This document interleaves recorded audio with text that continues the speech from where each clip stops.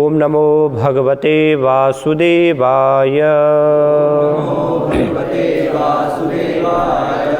ओम नमो भगवते वासुदेवाय। ओम नमो भगवते वासुदेवाय।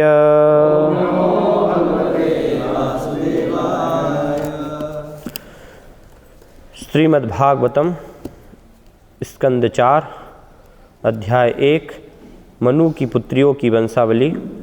श्लोक संख्या 25, 26 और 27।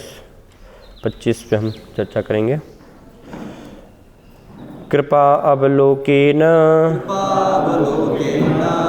हसत वदनेन उपलम्भितान् तत् रोचिषा प्रतिहते निमील्य मुनिः अक्षिणी कृपावलोकेन हसत्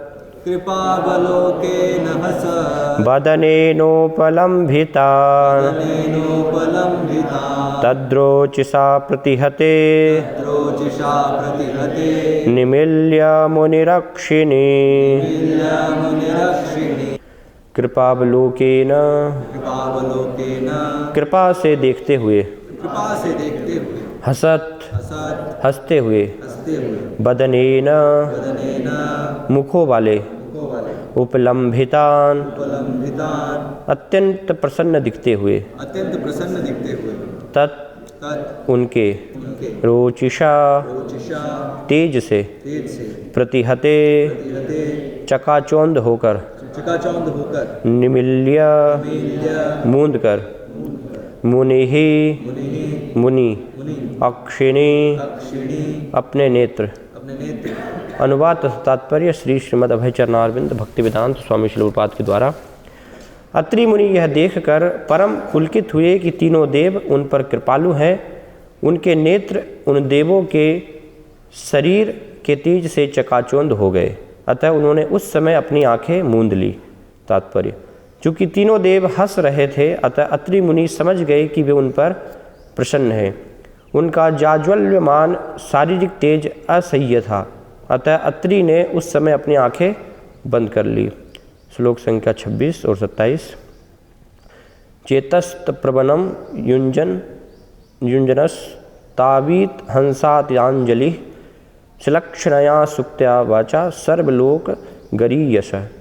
अत्रि उवाच विस्फोटबस्तित्लयेषु विभज्यमाने मायागुणेरनुगम विगृहीत देहा ते ब्रह्म विष्णुर्गिरीशा प्रणतोऽस्म्यहं तेभ्यस्क एव भवतां इहो पहुतः।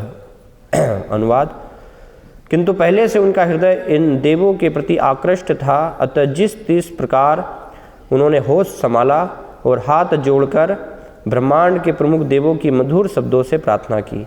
अत्रि मुनि ने कहा, हे ब्रह्मा, हे विष्णु तथा हे शिव, आपने तीनों गुणों को स्वीकार करके अपने को तीन शरीरों में विभक्त कर लिया है, जैसा कि आप प्रत्येक कल्प में दृश्य जगत की उत्पत्ति, पालन तथा संहार के लिए करते आए हैं।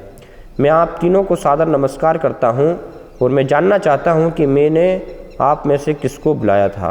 तात्पर्य, अत्रि मुनि ने जगदीश्वर अर्थात ब्रह्मांड के स्वामी का आह्वान किया था। भगवान सृष्टि के पूर्व विद्यमान रहे होंगे, अन्यथा वे इसके स्वामी ईश्वर कैसे बनते। यदि कोई भवन का निर्माण कराता है तो इससे सूचित होता है कि वह उस भवन निर्माण के पहले से विद्यमान है। फलतः ब्रह्मांड के सृष्टा परमेश्वर को त्रिगुणातीत होना चाहिए, किंतु यह ज्ञात है कि विष्णु सत्वगुण के, ब्रह्मा रजोगुण के तथा शिव तमोगुण के अध्यक्ष हैं।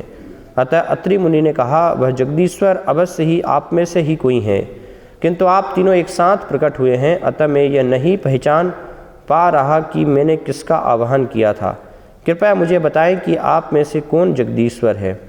वस्तुतः अत्रि मुनि को भगवान विष्णु की स्वाभाविक स्थिति के विषय में संदेह था, किंतु उनका दृढ़ विश्वास था कि जगदीश्वर माया द्वारा उत्पन्न प्राणी नहीं हो सकते। उनका यह प्रश्न कि उन्होंने किसे बुलाया था, यह सूचित करता है कि वे भगवान की वैधानिक स्थिति के विषय में संशयपूर्ण थे, अतः उन्होंने तीनों से प्रार्थना की, कृपया मुझे बताएं कि ब्रह्मांड का दिव्य स्वामी कौन है। निसंदेह उनका विश्वास था कि सभी भगवान नहीं हो सकते, बल्कि इन तीनों में से एक ही जगदीश्वर हो सकता है। ओम अज्ञानतिमिरान्धस्य ज्ञानाञ्जनशलाकया चक्षुरुन्मिलितं तस्मै श्रीगुरुवे नमः। श्रीचैतन्यमनोभीष्टं स्थापितं येन भूतले स्वयं रूपकदा मह्यं ददाति स्वपदान्तिकं। वन्देऽहं श्रीगुरो शिवतःपदकमलं श्रीगुरून् वैष्णवांश्च।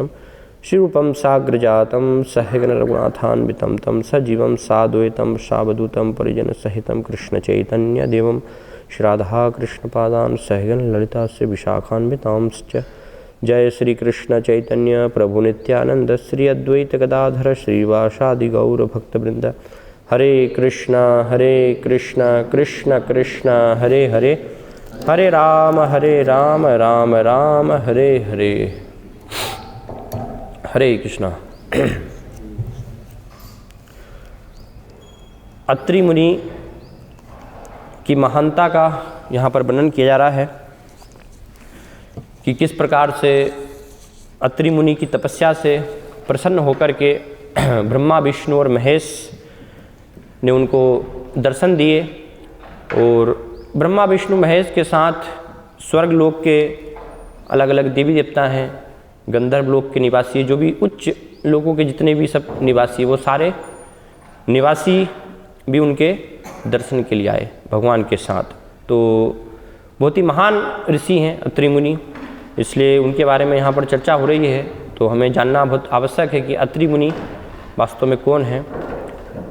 श्रीमद् भागवतम के तृतीय स्कंद में जब ब्रह्मा जी को भगवान आदेश देते हैं द्वितीय सृष्टि करने के लिए, गौण सृष्टि जो कि ब्रह्मा जी करते हैं, तो उसमें सबसे पहले अलग अलग ऋषि मुनि और कुछ संतानों को वो उत्पन्न करते हैं। मानस पुत्र जिनको कि कहा गया, जो ब्रह्मा जी के पूरे शरीर से, अलग अलग शरीर के अंगों से प्रकट हुए हैं, तो उन्हें मानस पुत्र कहा गया है। तो उसमें 10 पुत्रों को वो उत्पन्न करते हैं, और 10 पुत्रों में से 7 सप्तऋषि कहलाते हैं, उनको सप्तऋषि कहा गया। तो उन सप्तऋषियों में से अत्रि मुनि भी एक ऋषि हैं।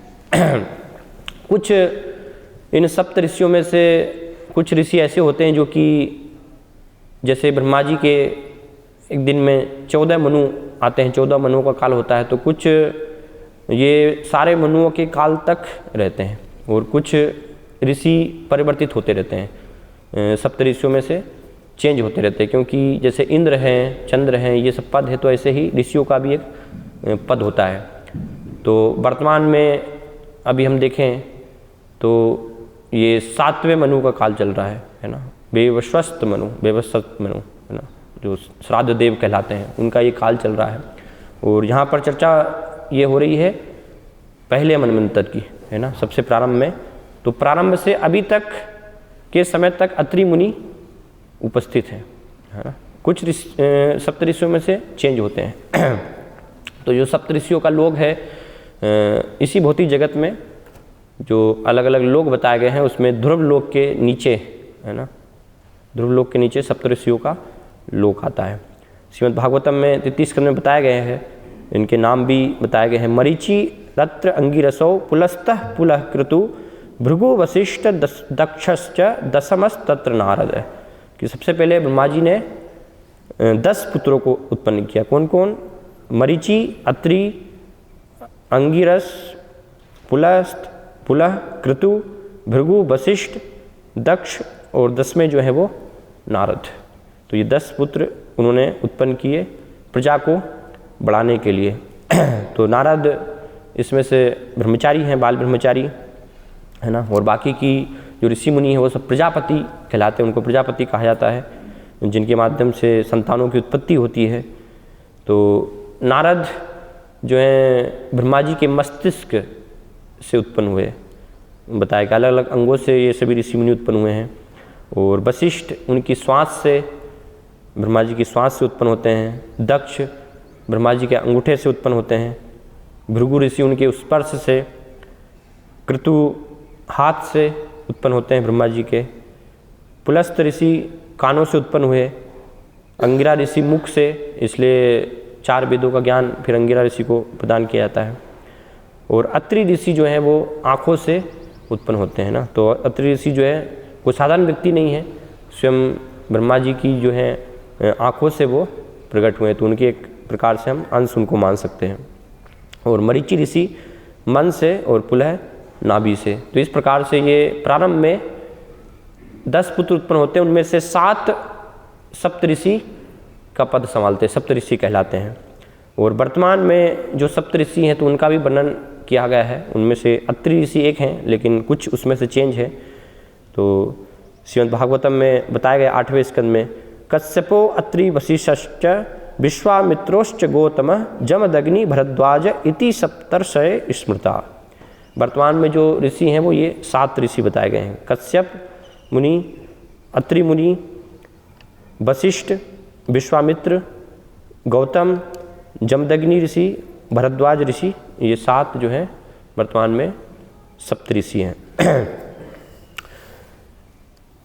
तो एक महाभारत में एक कथा आती है अत्रि ऋषि और अनसुईया के संबंध में, माता सती अनसुईया के संबंध में, कि नारद जी एक बार भ्रमण करके इस भौतिक जगत में, संसार में, और सभी ये तीनों देवों के लोक में वो जाते हैं। तो सबसे पहले विष्णु भगवान के लोक में, वैकुंठ लोक में, वहाँ पर जाते हैं और लक्ष्मी जी को बताते हैं कि आप जो है पतिव्रता है, लेकिन अभी अभी मैं संसार का भ्रमण करके आ रहा हूँ, तो मैंने देखा कि जो है इस जगत में, इस संसार में वर्तमान समय में सती अनसुईया जो है वो होती, वो पतिव्रता है ना। सभी पतिव्रतियों में क्या है, वो श्रेष्ठ हैं। आपका पतिव्रत भी उनके समान जो है, उनके सामने कुछ भी नहीं है ना। तो इस प्रकार से भगवान की लीलाओं में ही नारद जी भी ये एक लीला कर रहे हैं, भाग निभाते हैं। तो इस प्रकार से उनको बताते हैं लक्ष्मी जी को। फिर उसके बाद ब्रह्मा जी के लोक में जाते हैं, तो वहाँ पर सरस्वती जी को भी ऐसा ही कहते हैं, है ना, नारद जी से प्रकार से। फिर शिवली जी के लोक में जाते हैं, वहाँ पर भी उनको बताते हैं कि इस भौतिक जगत में वर्तमान में समय में सती अनसुईया जो है उनकी बहुत ही महानता है। तो तीनों देवियाँ जो हैं वो फिर ब्रह्मा विष्णु महेश उनको बोलती हैं कि आप परीक्षा लेकर के आइए उनकी, है ना, कि वास्तव में अगर वो उनका सतीत्व है इस प्रकार से तो आप उनकी परीक्षा लीजिए। तो ब्रह्मा विष्णु महेश परीक्षा लेने के लिए आते हैं और एक ऋषि मुनियों के रूप में वो आते हैं, क्योंकि वैदिक संस्कृति में ऋषि मुनियों का सम्मान करना, उनका स्वागत करना ये एक प्रथा रही है ना, अतिथि सत्कार। तो प्रसाद कुछ ग्रहण करने के लिए तीनों देव बोलते हैं, लेकिन शर्त रखते हैं एक, कि हम तभी आपके यहाँ कुछ ग्रहण करेंगे जब आप निर्वस्त्र होकर के हमें खिलाएंगी। तो सती अनसुईया असमंजस में पड़ जाती हैं, है ना, कि ये ऋषि मुनि हैं और ऐसी उन्होंने कठिन शर्त रख दी है ना। लेकिन फिर भी उन्होंने विचार किया, है ना, उनका अपमान नहीं किया। ऐसा नहीं कि उनको आप कैसी बात कर रहे हैं, भाग जाइए। अभी कलयुग में ऐसा अगर कोई बोले तो तुरंत पुलिस को फ़ोन लगा ले, है ना, कि ये कैसे साधु बात कर रहे हैं, इस प्रकार पकड़ के ले जाइए इनको, है ना, या फिर डंडा उठा के मारने लगे। लेकिन सती अनसुईया जो है जानती थी अतिथि का सत्कार करना चाहिए ना, अतिथि देवो भव जो होता है। तो कुछ भी शर्त रखी है तो इसको कैसे अब पूरी करना है। तो उन्होंने अपने पति का वहाँ पर स्मरण किया और फिर वो विचार करके तुरंत अपनी शक्ति से, क्योंकि पतिव्रत धर्म का जो है उसकी शक्ति होती है, तो उस शक्ति से तीनों को जो है बालक रूप में वो परिणित कर दे। एक शिशु, है ना, 4-5 महीने के वो शिशु रूप में ऐसे परिणित हो जाते हैं। और एक शिशु के समक्ष अगर माता नग्नावस्था में है, निर्वस्त्र है, तो उसमें कोई वो असमंजस की स्थिति नहीं है। तो फिर उस प्रकार से उनको भोजन, स्तनपान अपना जो है वो करवाती हैं। तो काफ़ी समय ऐसे हो जाता है। नारद जी ये स्थिति बताते हैं तीनों देवियों को कि ब्रह्मा विष्णु महेश जो हैं वहाँ पर उनके सती अनसुईया के घर में बाल रूप में अभी हैं, है ना। तो वैकुंठ लोक में और ब्रह्मा जी के लोक में भी जब वो नहीं देखते हैं कि हमारे स्वामी नहीं हैं, तो नारद जी के साथ वहाँ पर तीनों देवियाँ जो हैं सती अनसुईया के पास आती हैं और उनसे प्रार्थना करते हैं कि आप हमारे तीनों के पति जो हैं उनको वापस इस प्रकार से लौटाइए, है ना। तो फिर उनकी प्रार्थना पर सती अनसुईया उनको वापस लौटाती हैं और भगवान से वहाँ पर पुत्र के रूप में कि आपके समान जो है पुत्र हो, तो वो प्रार्थना करते हैं, है ना, कि आपके ही समान हमें पुत्र की प्राप्ति हो। तो यहाँ पर जैसे वर्णन पूर्व के श्लोक में किया जा रहा है कि भगवान के आदेश से फिर क्या करते हैं, अत्रि मुनि और माता अनसुईया जो है भगवान के समान पुत्र प्राप्त करने के लिए एक पेड़ पर खड़े होकर के कई सौ वर्षों तक तपस्या करते हैं, है ना। और उनकी तपस्या से जब इतने वर्षों तक तपस्या प्रसन्न करते हैं तो प्राणायाम योग वो सब विधियों का पालन करते हैं, तो उनके सिर से जो है प्रचंड अग्नि निकलने लगती है ना। तो इतनी कठिन तपस्या देख करके फिर ब्रह्मा विष्णु और महेश का आगमन होता है। ब्रह्मा विष्णु महेश आते हैं और शिल प्रपाद बताते हैं, समझाते हैं कि यहाँ पर ब्रह्मा विष्णु महेश जो आए, चूँकि भगवान जो है दर्शन दे रहे हैं, है ना, लेकिन पूर्ण रूप से अत्रि ऋषि जो है वो शुद्ध भक्त नहीं है ना। सामान्यतः भगवान जो है शुद्ध भक्तों को अपना दर्शन देते हैं, लेकिन यहाँ पर उनकी जो है भौतिक इच्छा है, ये पुत्र प्राप्ति, उन्होंने जो इच्छा की कि भगवान के समान पुत्र प्राप्त हो, तो ये क्या है, भौतिक इच्छा है ना। भगवान के समान ही वो पुत्र चाह रहे हैं, लेकिन फिर भी है भौतिक। शुरुआत बताते हैं आध्यात्मिक इच्छा कब होती, जब वो चाहते कि आप ही मेरे पुत्र के रूप में आइए, है ना। अगर भगवान को ही पुत्र के रूप में चाहते तो वो इच्छा क्या हो जाती, वो पूर्ण रूप से आध्यात्मिक हो जाती, वो फिर भौतिक नहीं होती। लेकिन भगवान के समान उन्होंने चाहा, भगवान को नहीं चाहा, है ना, इसलिए वो क्या है, भौतिक इच्छा है। तो शुद्ध भक्त तो कभी भी भौतिक इच्छाओं से प्रभावित नहीं होते हैं। तो भौतिक इच्छा है, इसका अर्थ क्या है कि पूर्ण रूप से अत्रि ऋषि जो है शुद्ध नहीं है ना। 4 श्रेणी में भगवान जैसे भगवद गीता में बताते हैं, अर्थार्थु जिज्ञासु ज्ञानी, है ना, ये भगवान की शरण में जाते हैं, ऐसे पुण्यात्मा लोग। तो उस प्रकार की श्रेणी में हम अत्रि ऋषि को मान सकते हैं कि पुण्यात्मा थे, इस प्रकार से कुछ उनके अंदर जो है भक्ति थी, लेकिन पूर्ण रूप से शुद्ध भक्त वो नहीं थे, क्योंकि उनके अंदर भौतिक इच्छा है, लेकिन सामान्य भौतिक इच्छा नहीं है ना। ये भौतिक इच्छा है, लेकिन बहुत ही श्रेष्ठ भौतिक इच्छा है कि भगवान के समान जो है वो पुत्र को चाह रहे हैं। तो सिलवात समझाते हैं कि ये वास्तव में माता पिता को करना चाहिए, है ना, कि अगर, और पुत्र तो हम देखते हैं सब चाहती हैं गृहस्थ जीवन में, है ना। गृहस्थ जीवन का अर्थ ही है पुत्रहीनम गृहम शून्यम। अगर पुत्र नहीं है घर में तो वो घर क्या है, चाणक्य पंडित बताते हैं शून्य है ना। पुत्र से ही शोभा होती है। तो इसलिए सब चाहती हैं कि संतान हो, पुत्र हो, पुत्रों को हम जो है फिर प्रेम करें, है ना। माता पिता प्रेम करना चाहते हैं अपने पुत्रों को, उनके लिए कुछ करना चाहते हैं, है ना। इसलिए हम देखते हैं कि कहीं ना कहीं माता पिता का प्रेम जो है वो निस्वार्थ होता है, अपने पुत्र के लिए बताया गया है ना। पूर्ण रूप से निस्वार्थ नहीं है, कुछ उसमें स्वार्थ रहता है, लेकिन फिर भी काफ़ी हद तक निस्वार्थ होता है। कलयुग में हम नहीं देख सकते कि निस्वार्थ है, कलयुग में तो सब अधिकतर जो है स्वार्थ होता है ना, माता पिता का भी संतान उत्पन्न करने के पीछे। लेकिन अगर जब धर्म का पालन किया जा रहा है, वैदिक संस्कृति के अनुसार देखें हम, तो उसमें वो निस्वार्थ उनका प्रेम होता है, सेवा करना चाहते हैं ना, संतानों की जो है वो सेवा करना चाहते हैं, पुत्र की उनका इसी प्रकार से फिर उनको पाल पोस करके और सारी जो है उनकी व्यवस्था करते हैं। तो वो पूरा उनका जीवन का चिंतन होता है ना। लेकिन साधारण पुत्र प्राप्त करके वो कर रहे हैं, तो उसमें क्या है, कर्मों का बंधन हो रहा है, कर्मों के बंधन में फंस रहे हैं। लेकिन अगर भगवान के समान ही पुत्र प्राप्त करने की इच्छा है, तो उस प्रकार के जब पुत्र होंगे और उनका चिंतन करेंगे, तो उससे क्या होगा, उनका पालन पोषण होगा, है ना। तो वो एक वात्सल्य भाव में कहीं ना कहीं वो उससे शुद्धिकरण होने की संभावना है, व्यक्ति का जो है शुद्धिकरण होगा। इच्छा है भौतिक कि हमें संतान चाहिए, उनका पालन पोषण करना है ना।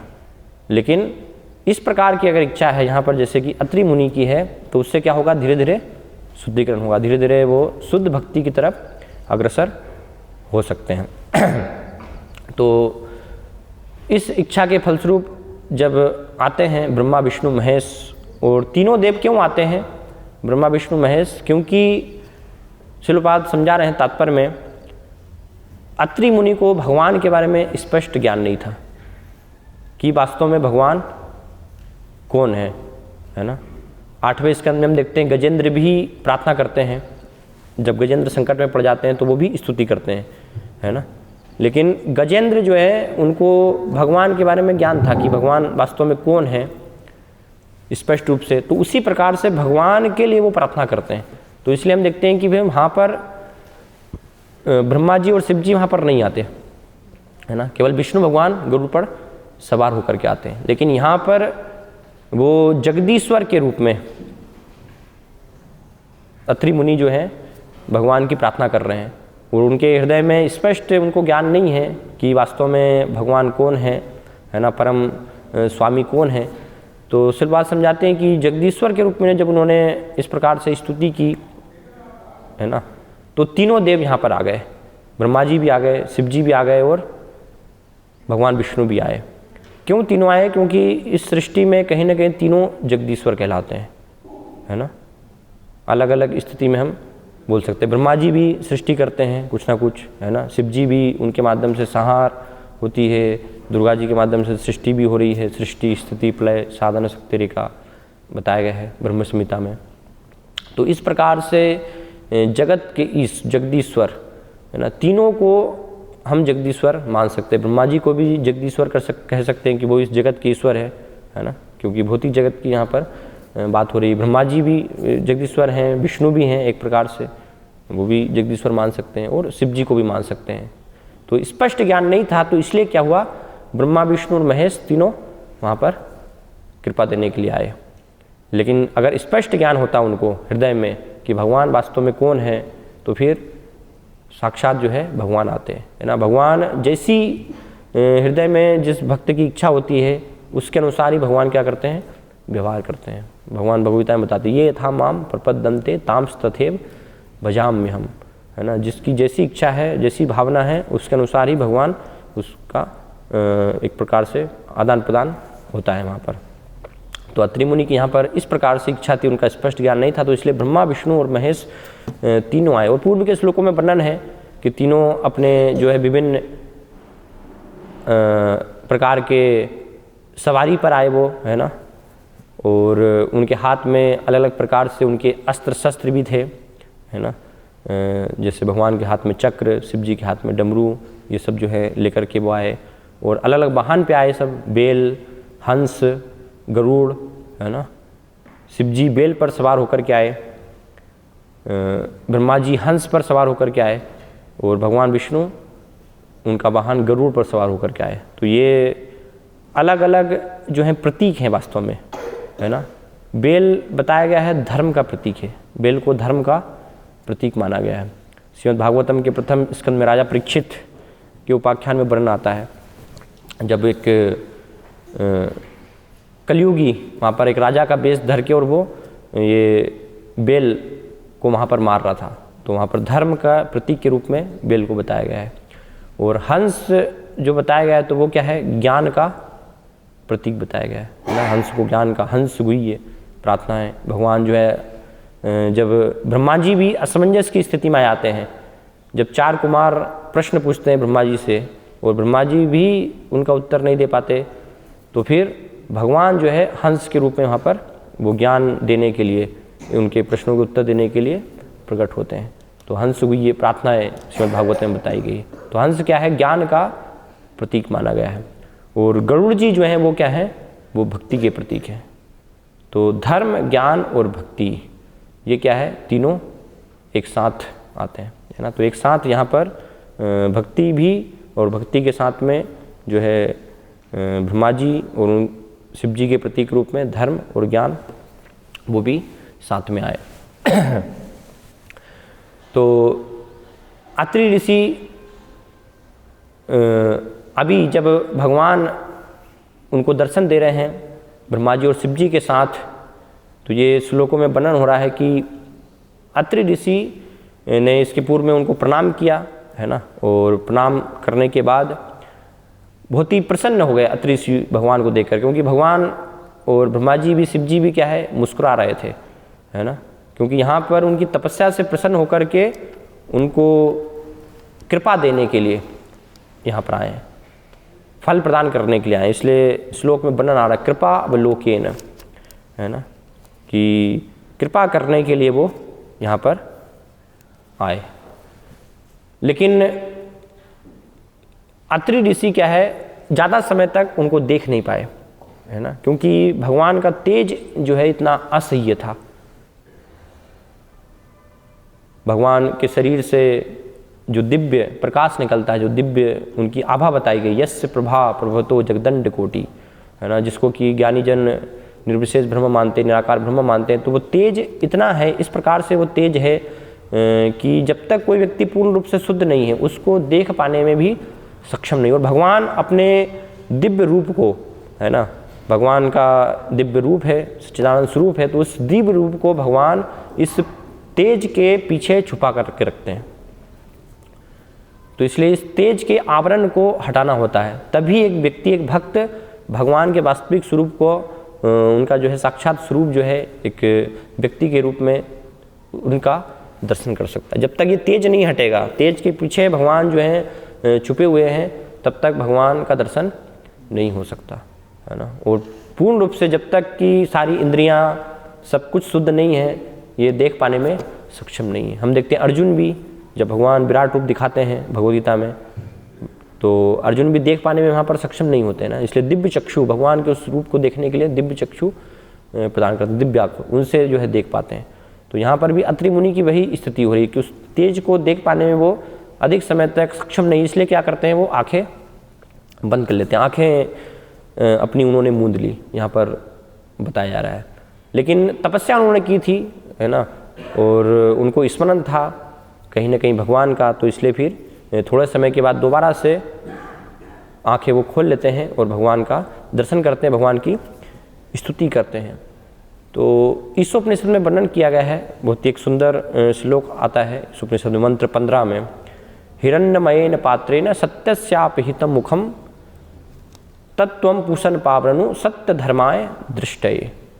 तो इस श्लोक में बताया गया है कि भगवान का जो दिव्य रूप है वो क्या है, हिरण्यमयेन पात्रेण, है ना, जो हिरण्यमयन उसको बताया स्वर्ण की आभा, इतना दिव्य जो प्रकाश है, तो दिव्य प्रकाश रूपी जो पात्र है उसके पीछे क्या है, भगवान का जो रूप है, मुखम हिरण्यमयेन पात्रेण सत्यस्यापहितं मुखम, भगवान जो परम सत्य है उनका मुख क्या है, उनका सुंदर स्वरूप क्या है, ये हिरण्यमय पात्र के पीछे छुपा हुआ है। तो इसलिए भक्त क्या कर रहे हैं, प्रार्थना कर रहे हैं, तत्त्वं पूषण अपावरणु, अपावरणु अर्थात आप क्या कीजिए, अपने जो है ये इस असह्य तेज को, इस आवरण को हटा लीजिए, है ना, मेरी आंखों के समक्ष से, जिससे कि जो आपका सुंदर मुख है, सत्य धर्माय दृष्टये, है ना, आपको आप जो है दृष्टिगोचर हो सके, अपने भक्तों के लिए आपका जो दिव्य स्वरूप है वो दृष्टिगोचर हो पाए। तो इस प्रकार से इस उपनिषद में प्रार्थना भक्त कर रहे हैं। तो इसलिए जो ज्ञानी जन मानते हैं कि सब कुछ भगवान का निराकार तेज ही सब कुछ है, वही परम है, वास्तव में ये सही नहीं, क्योंकि भगवान क्या है, उसके पीछे अपने रूप को भगवान ने छुपा करके रखा हुआ है ना। कुरान में भी वर्णन आता है एक जगह, वहाँ पर भी बताया कि जब पैगंबर मोहम्मद उन्होंने जो है दर्शन किया तो अपने भगवान को 10 लाख जो है पर्दों के पीछे उन्होंने जो है पाया। जब वो आवरण जब हटता है तो उसके बाद फिर भगवान के स्वरूप का वहाँ पर दर्शन हो सकता है। तो इस प्रकार से, और इसके अगले श्लोक में भी, उपनिषद ये मंत्र 15 के अगले श्लोक में भी इसी प्रकार से भक्त प्रार्थना कर रहे हैं कि आपका जो तेज जो है उसको आप हटा लीजिए मेरी आंखों के समक्ष से, जिससे कि मैं आपके दिव्य स्वरूप का दर्शन कर पाऊँ। तो भगवान सिर्फ जो है प्रकाश नहीं है, निराकार नहीं है जैसा कि ज्ञानी लोग सोचते हैं, है ना। भगवान का उसके पीछे दिव्य स्वरूप है, वो दिव्य स्वरूप प्रकट होता है केवल भक्ति से। जब पूर्ण रूप से कोई शुद्ध है, उसके हृदय में भक्ति है, तभी वास्तव में वो दिव्य रूप का साक्षात्कार हो सकता है, उसके बिना संभव नहीं है। उसके बिना तो ये क्या होगा, भगवान अपने जो उनका दिव्य तेज है ना, दिव्य तेज से ही व्यक्ति क्या हो जाएंगे, चकाचौंध हो जाएंगे, भगवान के स्वरूप को वो देख नहीं पाएंगे, उसको देख पाने में सक्षम नहीं होंगे। तो अत्रि मुनि जो है थोड़े समय के लिए वो उससे जो है ऐसे चकाचौंध हो गए, आंखें उन्होंने बंद कर ली, लेकिन दोबारा से उन्होंने भगवान का स्मरण किया और भगवान का दर्शन करके फिर भगवान की प्रार्थना कर रहे हैं, है ना। तो क्या प्रार्थना कर रहे हैं, उनको स्पष्ट ज्ञान नहीं था कि वास्तव में कौन जगदीश्वर है, लेकिन वो जानते थे कि जो भी जगदीश्वर है तो वो माया के अधीन नहीं हो सकते, कहीं ना कहीं माया के स्वामी होना चाहिए, है ना। शिलपाद तात्पर्य में इसलिए यहाँ पर समझा रहे, बहुत सुंदर उदाहरण दे रहे हैं कि भगवान क्या है, सृष्टि के पूर्व में विद्यमान रहे होंगे, है ना। बिना भगवान के सृष्टि संभव ही नहीं है। यहाँ पर उदाहरण तर्क दे रहे हैं कि अगर कोई भवन का निर्माण करता है, कोई मकान बनाता है, एक जो है, तो मकान निर्माण कोई कर रहा है तो जो निर्माण करने वाला व्यक्ति है वो मकान बनने के पहले उपस्थित होना चाहिए, है ना। ऐसा नहीं कि मकान बन गया है और बनाने वाला व्यक्ति उपस्थित ही नहीं है, वो बाद में आ रहा है, ऐसा संभव नहीं होगा। तो मकान बनने से पहले व्यक्ति उपस्थित होना चाहिए। तो ऐसे ही भगवान जो भौतिक जगत का, संसार का जो निर्माण करते, निर्माण हो रहा है, तो ये सृष्टि होने के पूर्व अर्थात भगवान क्या होना चाहिए, भगवान उपस्थित होना चाहिए। एक सामान्य यहाँ पर प्रपात जो है तर्क दे रहे हैं। तो इस प्रकार से उनकी समझ थी कि ये जगत जो माया जगत है, 3 गुणों से निर्मित है, सतोगुण, रजोगुण, तमोगुण। तो भगवान कहीं ना कहीं ये जगत से पहले पूर्व में उपस्थित होना चाहिए। और जब पूर्व में भगवान उपस्थित हैं, जिनके माध्यम से इस जगत की सृष्टि हो रही है, 3 गुणों की सृष्टि हो रही है, तो फिर भगवान जो जगदीश्वर हैं वो ये तीनों गुणों के अंतर्गत नहीं हो सकते, वो कहीं ना कहीं परे उनसे होना चाहिए, है ना। जैसे शास्त्रों में बताया, नारायण परो अव्यक्तात्, है ना, भगवान इस भौतिक जगत से क्या है, परे हैं।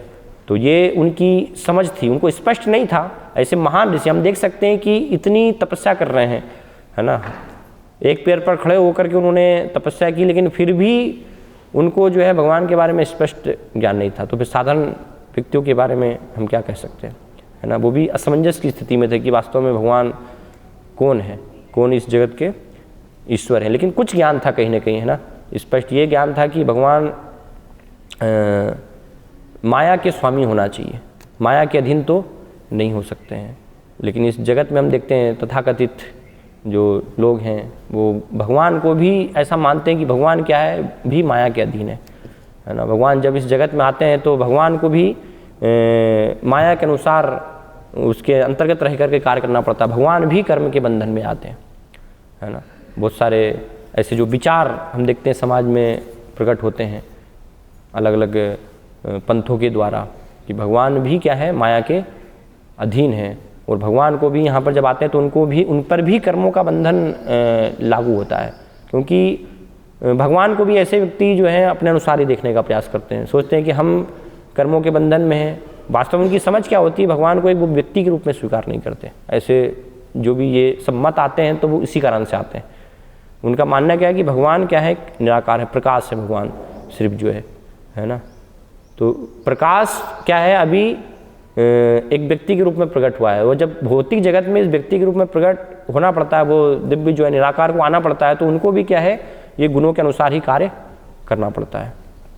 उनके लिए भी संभव नहीं है कि वो गुणों से निकल करके वो कार्य कर पाएँ, ये उनकी समझ होती है। तो इसलिए फिर विचार उनका ये होता है कि राम कृष्ण भी जब आए तो हाँ ठीक है, कहीं ना कहीं वो भगवान के अंश हैं, उनके अंदर वो निराकार ब्रह्म जो है उपस्थित है, वो आए हैं, लेकिन वो भी इस जगत के अधीन है ना। इसलिए बेचारे की देखिए, जब गंधारी ने श्राप दिया तो उसके कारण यदुवंश का विनाश हो गया, है ना।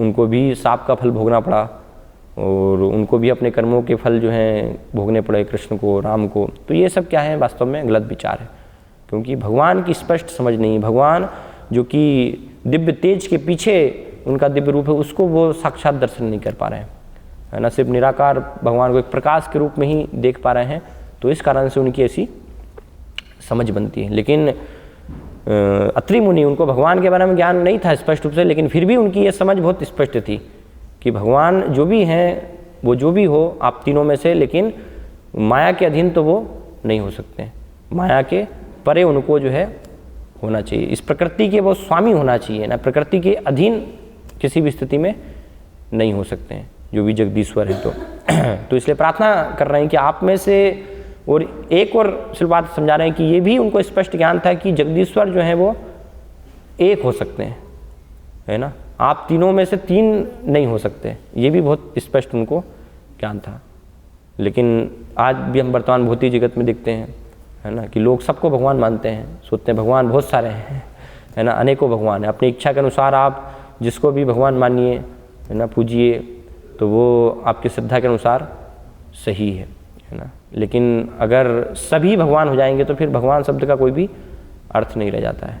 भगवान अर्थात परम, सर्वश्रेष्ठ, जैसे भगवान भगवद्गीता में वर्णन करते हैं, मत्तः परतरम नान्यत् किंचित् अस्ति धनंजय, मुझसे परे और मुझसे श्रेष्ठ कुछ भी नहीं है ना, मैं ही सब कुछ हूँ, अहम सर्वस्व प्रभव, है ना। तो वो भगवान की परम सत्य की समझ है कि परम सत्य भगवान क्या होना चाहिए, एक होना चाहिए, बहुत सारे नहीं हो सकते हैं। तो अत्रि मुनि कहीं ना कहीं उनके हृदय में ये विचार था कि भगवान जो है एक है, लेकिन तीनों जब आ गए तो वो असमंजस की स्थिति में पड़ गए कि तीनों में से आखिर अब है कौन, है ना। जो जगदीश्वर है, इस जगत के दिव्य स्वामी, वो वास्तव में कौन है। तो इसलिए प्रार्थना वो कर रहे हैं कि आप मुझे जो है बताइए कि आप तीनों में से कौन जो है दिव्य रूप से इस जगत के ईश्वर है, क्योंकि मैं पहचान नहीं पा रहा हूँ, है ना। आप तीनों यहाँ पर आए हैं, तो ये बहुत स्पष्ट रूप से उनको ज्ञान था। इसलिए ये समझ होनी चाहिए कि भगवान के भी बहुत सारे नहीं हो सकते, भगवान अर्थात परम सत्य जो है वो एक ही होंगे, है ना। इस प्रकार से जब प्रारंभ में समझ है और फिर वो जानने का प्रयास करेगा, तो भगवान की समझ क्या है, शुरुआती अवस्था से ही बहुत ही स्पष्ट समझ होनी चाहिए भगवान को समझने के लिए। अगर वो शुरुआती अवस्था से स्पष्ट समझ नहीं है व्यक्ति, तो फिर भगवान का साक्षात्कार कर पाना संभव नहीं है किसी भी स्थिति में। तो इस प्रकार से अत्रि मुनि को ब्रह्मा विष्णु महेश जो है तीनों दर्शन देने के लिए आए, और जो उन्होंने इच्छा की थी, वरदान तपस्या जिसके लिए की थी कि भगवान के समान ही, उनके समान ही जो है पुत्र प्राप्त हो, तो तीनों देव उनको आशीर्वाद देते हैं, है ना, उन पर कृपा करते हैं। तो तीनों के अंश से हम देखते हैं कि उनको अलग अलग पुत्रों की प्राप्ति होती है। ब्रह्मा जी के अंश से एक पुत्र की प्राप्ति होती है, भगवान विष्णु के अंश से, है ना, और शिव जी के अंश से भी उनको प्राप्ति होती है।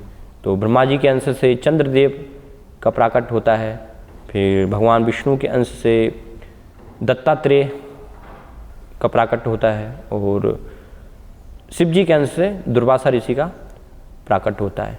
तो ये जो भगवान के अंश हैं, प्राकट्य हैं, ये क्या है, इनको कहा गया सक्तावेश अवतार, है ना। भगवान के अलग अलग प्रकार के जो अवतार बताए गए हैं, तो उनमें से ये सक्तावेश अवतार है। और सक्तावेश अवतार अर्थात एक जीव के अंदर जो है भगवान अपनी विशेष शक्ति संचारित करते हैं।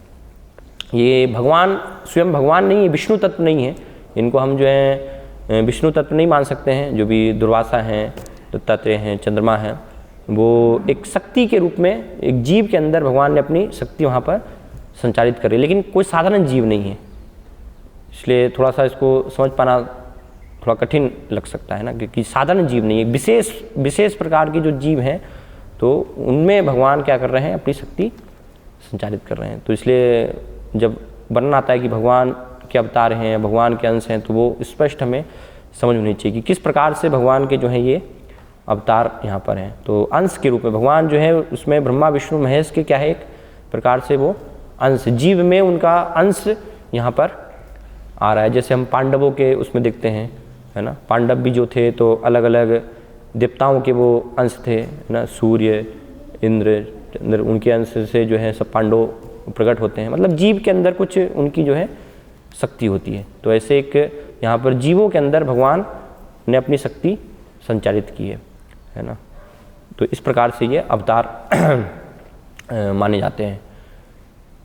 तो बहुत महत्वपूर्ण यहाँ पर एक शब्द जो हम देख सकते हैं, ये आ रहा है कृपा अवलोकन। यहाँ पर जो है वर्णन किया गया है कि भगवान की कृपा को प्राप्त करके अत्रि मुनि क्या है, बहुत ही प्रसन्न थे। मतलब उन पर भगवान तीनों देव जो हैं वो बहुत कृपालु थे, है ना, क्योंकि उस कृपा को उन्होंने क्या है, भगवान की आकर्षित किया था, उस कृपा को तपस्या के माध्यम से।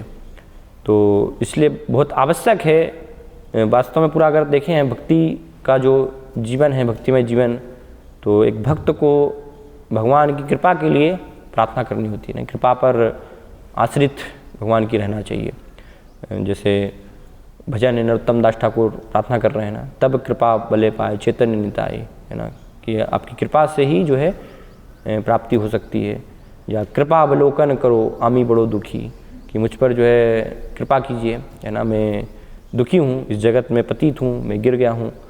तो बहुत आवश्यक है भगवान की कृपा के लिए प्रार्थना करना, क्योंकि भगवान अपनी कृपा से ही एक भक्त को दर्शन दे सकते हैं। बिना भगवान की कृपा के संभव नहीं है। लेकिन इसमें थोड़ा सा क्या है, असमंजस की स्थिति होती है। कई बार भक्तगण जो है कुछ सोचते हैं कि भगवान की कृपा ही सब कुछ है, मानते हैं, है ना, और कुछ का मानना होता है कि नहीं, हमें जो है प्रयास करना चाहिए, हमारा जो है प्रयास ही सब कुछ है ना, बिना प्रयास के हमें कृपा प्राप्त नहीं होगी। तो दोनों को जो है समझना बहुत ही आवश्यक है सही रूप से, कि कृपा का क्या योगदान है और प्रयास का क्या योगदान है ना। क्या जीव का जो है प्रयास ही सब कुछ है?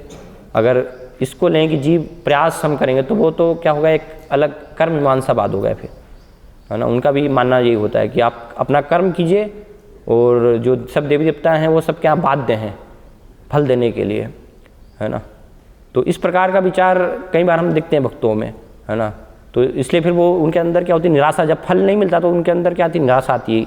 इतने 6 साल हो गए मुझे, सारा नियम में पालन कर रहा हूँ और सब तो कर रहा हूँ, 16 माला जप कर रहा हूँ, है ना, 4 नियम पालन कर रहा हूँ और कृष्ण प्रसाद ग्रहण का सब अच्छे से कर रहा हूँ, क्यों भगवान अभी तक दर्शन नहीं दे रहे हैं, अभी तक शुद्ध क्यों मुझे जो है नहीं कर रहे हैं, है ना। कितने साल हो गए।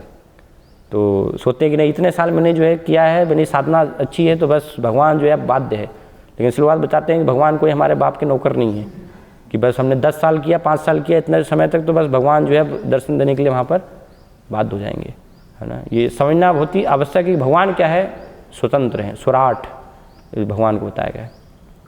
भगवान स्वतंत्र हैं, तो इसलिए वो सिर्फ प्रयास पर निर्भर नहीं करता है कि हम बहुत कठिन साधना करेंगे, बिल्कुल अच्छे से सारे सब पालन करेंगे तो बस वो साधना से भगवान जो है आ ही जाएंगे, भगवान बस दर्शन दे ही देंगे। नहीं, भगवान की इच्छा है वो, भगवान अगर वो साधना से प्रसन्न हुए तो दे भी सकते हैं और नहीं भी, है ना।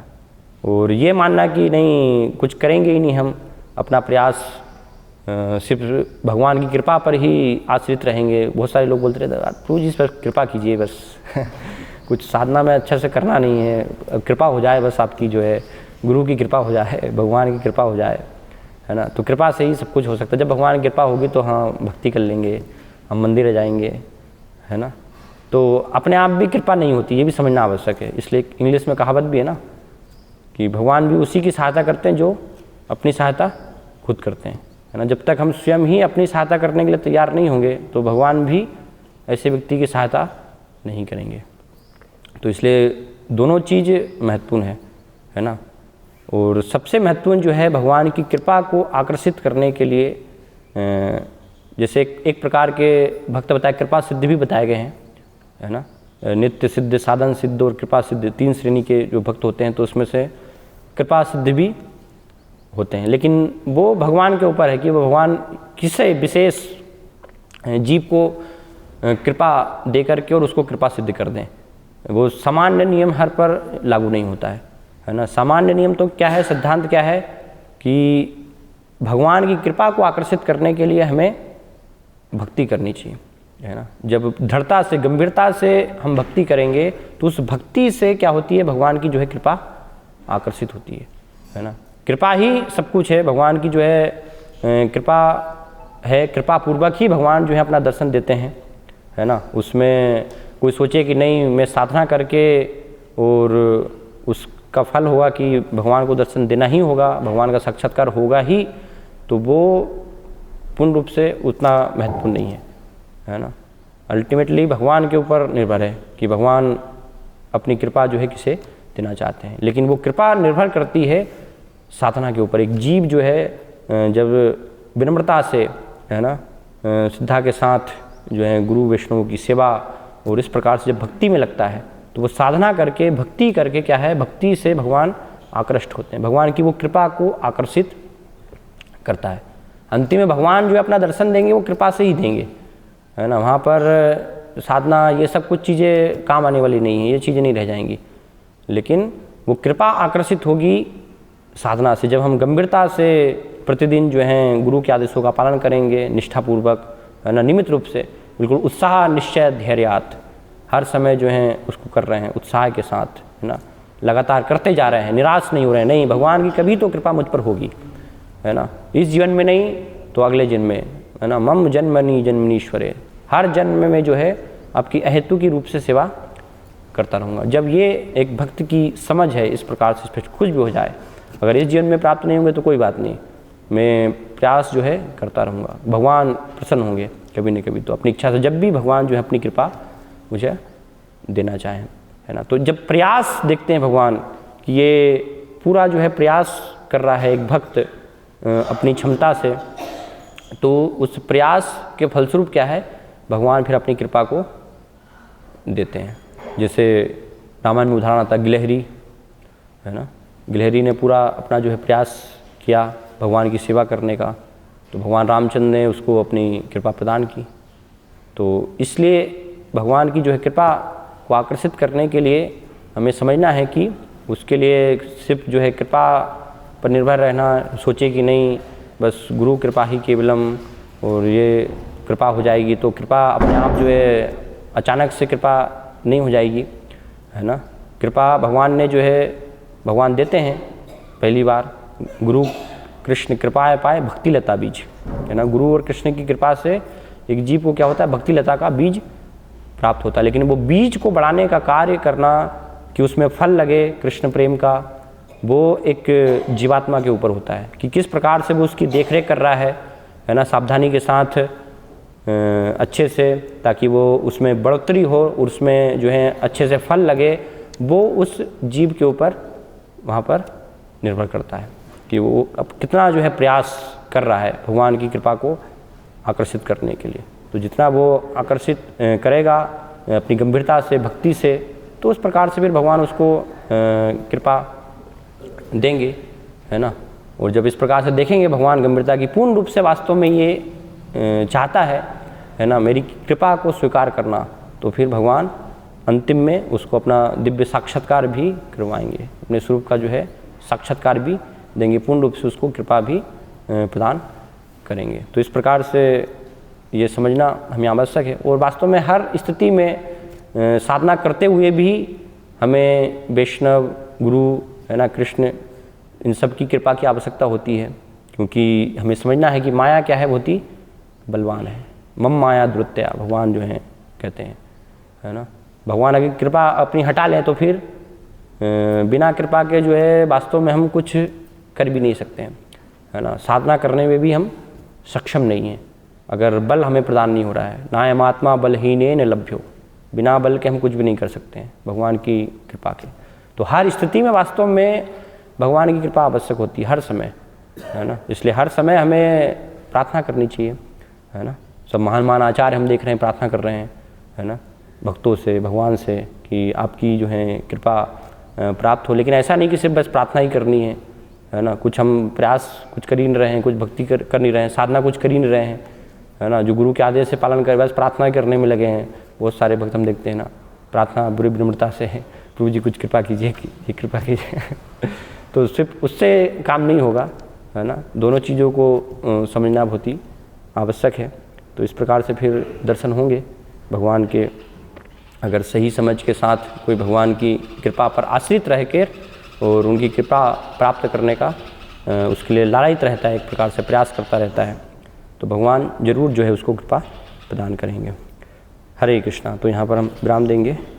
कोई अगर प्रश्न है पूछ सकते हैं इसके संबंध में। Yes ma'am. हाँ,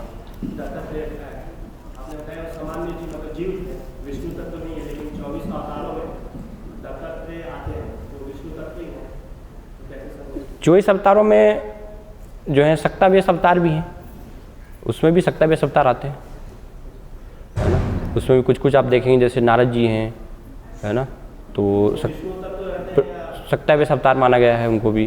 पृथु महाराज हैं तो वो वहाँ पर भी शक्ति एक संचालित होती है, तो सक्ताव्यस अवतार माने गए हैं अलग अलग प्रकार के। तो 24 अवतारों में भी 27 अवतार भी उसमें सम्मिलित है। ऐसा नहीं कि 24 अवतार जो हैं तो वो सारे विष्णु तत्व ही अवतार बताए हैं। जो 6 प्रकार के अलग अलग अवतार हैं वो सारे उसमें, युगावतार, गुणावतार, है ना, ये सब इस प्रकार से।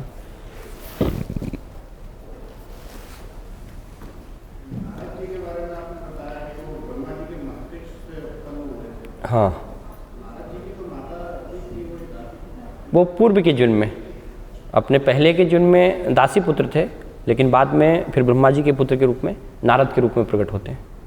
तो ये बाद में जब उनका जीवन हुआ वहाँ पर ये वर्णन हो रहा है।